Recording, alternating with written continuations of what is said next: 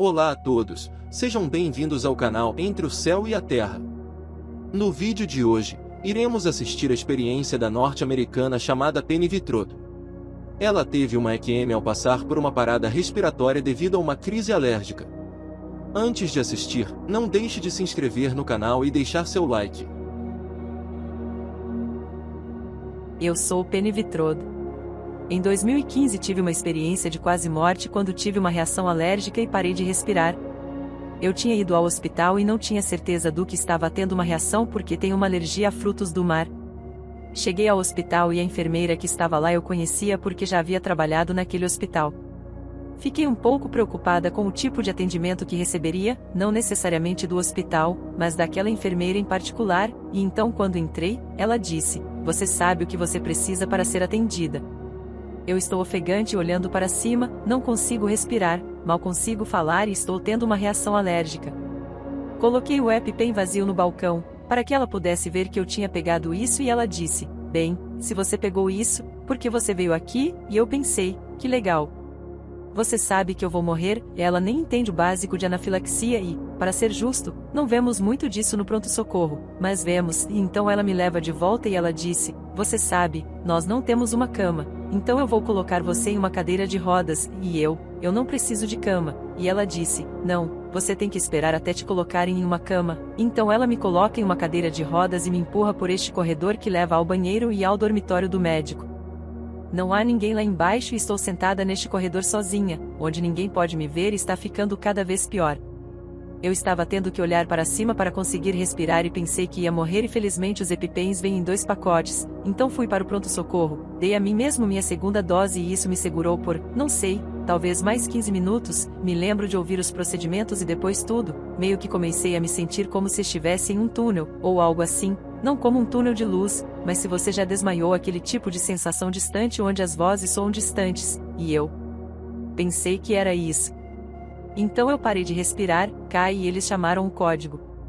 Eu estava fora do meu corpo naquele momento, olhando para baixo, não me reconheci e pensei: "Ó cara, ela está em estado crítico, e espero que ela fique bem." Eu vi todo mundo correndo, meu marido estava sendo empurrado para fora do quarto e pronto, sabe, eu apaguei. Eu passo 5 dias em coma induzido antes de poder sair do respirador, mas nesse tempo, a primeira coisa que aconteceu foi que eu meio que voltei também, e estava no carro da minha irmã. Ela morava em Wisconsin na época. Ela estava dirigindo para chegar a Kentucky e estava chovendo tarde da noite, então eu pensei: o que ela está fazendo tão tarde? O tempo está terrível, você sabe, eu me pergunto se algo aconteceu com as crianças e então ela encosta em um posto de gasolina debaixo deste dossel e ela coloca a mão na bolsa e pega o telefone, então eu me inclino em suas roupas amassadas e incompatíveis eu fico tipo: o que ela gosta em se vestir assim?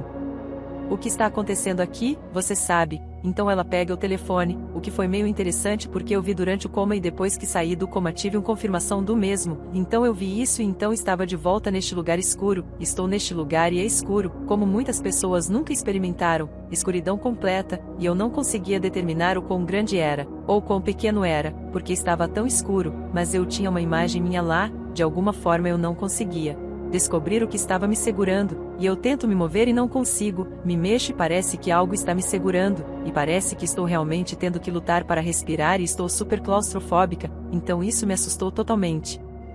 Eu tive um ataque de pânico. Então eu chamei isso de sono profundo, o sono profundo simplesmente vinha, tomava conta e então eu dormia e acordava e isso continua sem parar porque eu sempre digo às pessoas, se eu tivesse que esperar, como era comparado ao tempo aqui, porque o tempo lá é tão diferente que foram uns 10 anos eu fico vindo e voltando e penso: o que estou fazendo aqui? Que lugar é esse? Eu morri? Eu já existi? E durou tanto que comecei a questionar se eu realmente existi. Eu pensei que talvez eu estivesse aqui há tanto tempo, talvez algo terrível tivesse acontecido e eu tivesse sido expulsa para este lugar, ou eu apenas inventei toda aquela vida, apenas para ter algo para pensar e me agarrar e, você sabe, porque não há ninguém procurando por mim, e eu simplesmente não conseguia entender o que estava acontecendo e algo me diz, ou tenho essa intuição de me inclinar para frente, e então quando eu digo incline-se para frente, quero dizer, incline-se para frente assim e quando eu fiz isso, fui assim, como um avião, a direção para a qual fui apontada, eu poderia mover nessa direção, e eu fiquei, tipo, oh meu Deus, eu posso me mexer, isso é incrível, e então eu vi como uma luz à esquerda e pensei, ok, vou por ali, então viro meu corpo e agora estou voando loucamente rápida naquela direção e você não pode ver, é algo super obscuro e eu fico pensando, cara, estou torcendo para eu abrir espaço, ou eu vou, você sabe, bater em alguma coisa para chegar àquela seção de luz, é como uma barreira e há algo do outro lado, e então eu meio que continuei olhando, e eventualmente ficou claro e eu pude me ver deitada em uma cama de hospital do outro lado, e minha filha estava lá, e ela estava de pé à minha direita, mas meio atrás de mim, em frente ao respirador. Lembro-me de olhar para a blusa dela e por algum motivo soube que era verão. Fiquei com isso na cabeça e pensei, por que ela está usando camisa de flanela no verão, e ela é tão engraçada assim e eu olhei de onde eu estava e disse que parecia, talvez a 30 pés de distância, eu podia ver o tecido naquela camisa, e eu sabia o que ela estava pensando, o que era estranho, porque eu nunca sei o que ela está pensando, ela é uma pessoa muito reservada. Comecei a me pegar examinando a sala e pude ver que estava em restrições suaves para que não pudesse mover minhas mãos e eu olho, para ver quais drogas eu estava usando, e eu olhei para os meus sinais vitais, e, tipo, ok, estou em estado crítico, mas estável, estou em coma porque sei para que servem essas drogas e, aparentemente, estou apenas em coma, ou algo assim, vou acordar e voltar a ficar bem e pensei, bem, isso é ótimo, sabe, espero que eu sobreviva e possa voltar, ou morro e as coisas se endireitam aqui, então não estou presa neste lugar escuro e meio que reorientei, e estava olhando para minha filha, e eu poderia sentir seus sentimentos e ouvir seus pensamentos e ela estava com medo, ela é a pessoa mais estoica que já conheci, e partiu meu coração saber que ela estava com medo, porque não é nada que ela jamais me diria, você sabe, então estendi minhas mãos para agarrá-la e puxá-la para mim e abraçá-la, mas minhas mãos bateram na parede e eu simplesmente perdi o controle. Eu não sei o que está acontecendo naquele momento. Eu tinha certeza de que tinha algo a ver com Deus e fiquei tipo, o que você está fazendo? Você me atormentaria assim? Você sabe o que eu fiz? Isso me deixou assim e eu estava tão frustrada e furiosa. Fui sugada de volta para a escuridão e então acordei novamente e estou bem mas sem como me mover, agora eu me volto para a esquerda chego à luz e a barreira em vez de ser dura desta vez, é mais como uma bolha, então eu coloquei minha mão para tocá-la e minha mão atravessou e eu fico, tipo, ó, isso é tão legal e então eu coloquei minha outra mão e, tipo, ok, eu apenas apareço lá, eu estava em cima de mim e estava olhando para a cama, e eu pensei, tipo, o que eu faço agora? Eu gosto de deitar em cima de mim e vou ser sugada de volta, então vou acordar e tudo ficará bem, eu não tinha certeza do que havia, você não recebe instruções nem nada, é uma loucura, e então eu estava olhando para mim na cama, tentando abrir meus olhos e eu, tipo, vamos lá, você sabe como abrir seus olhos, e eu só estou tentando fazer isso e não está acontecendo, então eu começo a ficar brava e pensei, ok, agora calma, você não quer ficar brava e ser sugada de volta, vamos apenas fazer com que ela mova o dedo, isso seria alguma coisa. Estou olhando para o meu dedo na cama e, tipo, vamos, mexa seu dedo, mexa, droga, mas meu corpo não move meu dedo. Era a coisa mais frustrante que já fiz então fui sugada de volta, mas apenas para o outro lado da parede. Não fiquei presa no caminho de volta e comecei a pensar, tipo, ok, isso não pode ser acidental, devo estar aqui por algum motivo, deve haver alguma coisa. Eu devo descobrir ou aprender como cheguei a este lugar, e do meu espírito sai, você fez este lugar, eu nem fiquei chocada com isso, eu ouvi e fiquei, tipo, isso é verdade. Eu fiz. Então, quando eu estava desse lado, meu divórcio meio que me fechou porque fiquei tão magoada com isso, e ainda mais magoada com o abandono das crianças, sabe? Isso partiu meu coração e pensei, nunca mais vou entrar em outro relacionamento, e pessoas como eu, trabalhando e tendo amigos no trabalho, eu não socializava com ninguém fora do trabalho, eu tenho ansiedade social de qualquer maneira, e assim eu ficaria realmente estressada em atender o telefone, e estava ficando cada vez pior. Então eu meio que construí uma parede em volta de mim para me proteger de nunca mais me machucar, e você sabe, as coisas que você constrói aqui, estão armazenadas no céu, e você tem que lidar com elas, sejam boas ou más, você sabe, e foi isso que aconteceu, essa foi a manifestação física desse isolamento, a prisão que construí que me aprisionou pensando que de alguma forma estava segura. Talvez eu estivesse segura, mas não estava vivendo, então, quando percebi isso, havia uma rachadura, e onde a rachadura estava, a luz começou a aparecer, e então eu estava nas nuvens. Pensei, oh meu Deus, eu vou sair dessa, e isso é ótimo e toda essa coisa está se abrindo quase como um ovo, e esse grande e brilhante espírito começa a vir em minha direção e eu fico tipo, oh meu Deus, há outras pessoas, ou coisas, ou o que quer que seja, aqui, eu não estou sozinha, e então este espírito que é feminino, vem até mim, e ela é enorme, ela é grandiosa, você sabe, não apenas grande em tamanho, ela estende os braços e eu sou imediatamente atraída a seus braços sem que ela me toque e ela está me segurando contra seu peito, e a escuridão está se desfazendo em estilhaços, e é como se ela tivesse um redemoinho de energia que está nos envolvendo, e conforme os estilhaços vinham e atingiam sua energia, eles eram lançados fora, eles desapareceram, e então ela estava apenas com sua energia afastando a escuridão, e estava ficando cada vez mais brilhante, e eu estou chorando,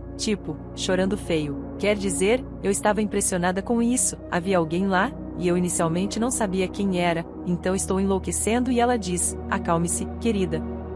Isso apenas em sua mente, foi como se as palavras dela quebrassem meu corpo e causassem exatamente o que ela queria que acontecesse, então fiquei calma e pensei, ok, quem é ela? Ela é tão familiar e então eu olho para cima e vejo esses olhos verdes brilhantes e eu olho mais para cima e então no topo de sua cabeça aparece chamas e esse cabelo vermelho alaranjado e eu sabia quem ela era. Eu fico assim, ai meu Deus, é a minha avó, foi incrível vê-la desse lado, porque ela morreu quando eu tinha 9 ou 10 anos então eu olhei para ela e fiquei você está viva? Ela é esportiva, estou viva, e ela disse, não existe morte, você sabe disso, você aprendeu isso, e eu, não, acho que não, e ela disse, sim, você aprendeu isso quando era bem pequena. Lembra? Ela diz que a energia não pode ser criada ou destruída, apenas muda de forma, essa é a lei de Deus emprestada pelo homem e, é claro, isso faz todo sentido. Eu sempre fui uma crente e tinha que acreditar em Deus, e esperava que houvesse o céu, você sabe, todos nós esperamos por isso, mas eu não sentia que tinha nenhuma garantia real disso, e ali ela estava, me dando essa garantia, é na ciência, sabe, que você faz, vai em frente, não podemos extinguir sua luz, ela tem que se tornar outra coisa, e ela foi tão reconfortante para mim e ela estava me segurando e era muito, muito, doce e eu meio que me perdi nisso, e quando eu observo de volta a mim mesma, percebo que estava sozinha e apenas flutuando na luz, apenas estava desfrutando, foi muito legal e de repente tudo tremeu, foi mais como um terremoto do começo ao fim dos tempos, como coisas que nem existiam, mas tremiam, foi louco. Eu podia sentir até o meu meio, e eu sei que era Deus, então eu imediatamente tentei começar a pensar nas coisas boas que eu tinha feito, porque eu estava, ele pode ler minha mente. Quero dizer, houve algo ruim e não quero que ele lide com isso. E não consegui pensar em nada primeiro, quero dizer, poderia ter pensado em 1 milhão de coisas, mas fiquei perplexa e, de repente, tem essa luz e é muito mais brilhante do que a luz em que estou, e fica cada vez mais perto, e ele diz, eu sou, e eu já tinha ouvido isso 1 milhão de vezes, sabe, o grande eu sou. Eu sou todas essas coisas diferentes, eu nunca realmente entendi isso, mas você sabe, ele estava fazendo essa declaração e o Criador de tudo estava ali, e eu realmente entendi, naquele momento, quando ele disse, eu sou. Eu sou aquele que fez você. Eu sou o Criador de tudo que você conhece, tudo existe como eu quero, foi uma loucura e ainda estou tentando pensar em coisas boas. Não tenho nada e então tenho a sensação de que vamos olhar para a minha vida, e ele começa com o lado bom, o que eu apreciei e ele mostra a situação em que estou em uma loja e a senhora na minha frente não tem o suficiente para pagar as compras e ela está tentando descobrir o que colocar de volta. Eu me lembro como isso me tocou porque eu fui aquela mãe solteira por anos e, você sabe, você sempre devolve o que você não precisa do que aquilo que seu filho gostaria, e então ela fica, bem, você sabe, e você pode vê-la colocando de volta coisas como hidratante, ela não vai colocar o macarrão com queijo das crianças de volta, e eu estou lá. Então eu pesco na minha bolsa e pego o que ela não tem condições e entrego. Ela não quer pegar, ela fica super envergonhada, e eu fico tudo bem. Eu estive nessa situação, e isso partiu meu coração por ela. Deus me mostrou a situação que aconteceu anos à frente. Ela está trabalhando como voluntária nesta dispensa de alimentos e esta mulher chega e não tem comida suficiente, ela é humilhada e envergonhada e essa mulher diz, tudo bem. Eu já estive lá, sabe, e ela está empacotando as compras dessa senhora e eu pensei, nossa, nunca pensei nisso tão longe, achei que era uma coisa legal de fazer naquele dia, mas não achei que iria impactá-la, ou qualquer outra pessoa, quero dizer, eu fiz coisas realmente muito maiores e fiquei um pouco desconcertada com isso, uau. Eu não fiz nada demais, e você quer falar sobre aquela coisinha que eu fiz, você sabe, não apenas isso, mas foi aquela coisa pequena que me explicou qual era o meu propósito no momento, não é uma coisa enorme, uma grande coisa, aquele grande propósito que todo mundo está tentando descobrir. O que importa é onde você está agora, quem você pode ajudar, e essa foi a importância que eu não ignorei, e então ele me mostra o mal, e foi essa mulher com quem trabalhei que era terrível. Se você fosse um paciente, não queria aquela enfermeira, se estivesse trabalhando, não queria trabalhar com ela, e ela simplesmente não sentia que estava muito atenta à sua paciência. Eu estava sempre atendendo suas luzes de chamada e seus alarmes. Eu nunca disse nada negativo também, ou nunca falei sobre ela, porque eu odeio fofoca, mas em meu coração eu estava guardando isso, você sabe, sobre ela, e Deus em um flashback me mostrou toda a sua vida, e me mostrou as coisas que seu pai fez com ela durante anos. Quero dizer que foi incrível que ela não se tornou uma psicopata e que ela decidiu dedicar sua carreira a ajudar outras pessoas, e eu pensei, ela não está fazendo um ótimo trabalho, mas considerando de onde ela veio, ela está indo muito bem. E Deus disse: você tem que controlar seus pensamentos, você está tendo todos esses pensamentos negativos sobre ela e isso tem energia e você está colocando isso sobre ela e tornando mais difícil para ela ser quem eu pretendia que ela fosse, você está acorrentando. Eu me senti tão mal, e pensei que estava indo tão bem por não falar essas coisas, e não fofocar, e não ser odiosa para as pessoas, mas se você está andando por aí abrigando esses sentimentos, você está ferindo-os do mesmo jeito.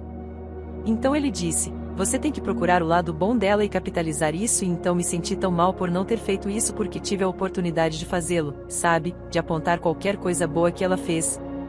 Eu poderia ter feito isso e isso me mudou. Foi bom acontecer 1 milhão de coisas sobre as quais nunca consigo falar, porque levaria semanas, mas nesse ponto estou tentando decidir se confio em Deus e quero deixar Deus entrar na minha vida, porque eu sabia que Ele me conhecia e sabia tudo sobre mim.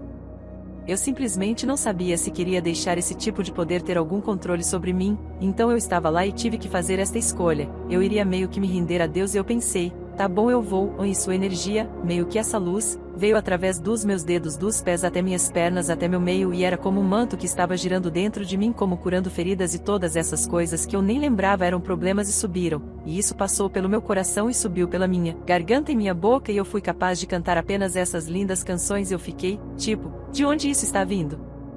Eu sou uma péssima cantora e então meio que surgiu e ia sair dos meus olhos e foi tão caloroso, tão receptivo e amoroso que eu não queria deixar escapar. Então eu apertei meus olhos fechados e atravessou meus cílios e minhas pálpebras e atingiu a luz que era Deus do lado de fora de mim.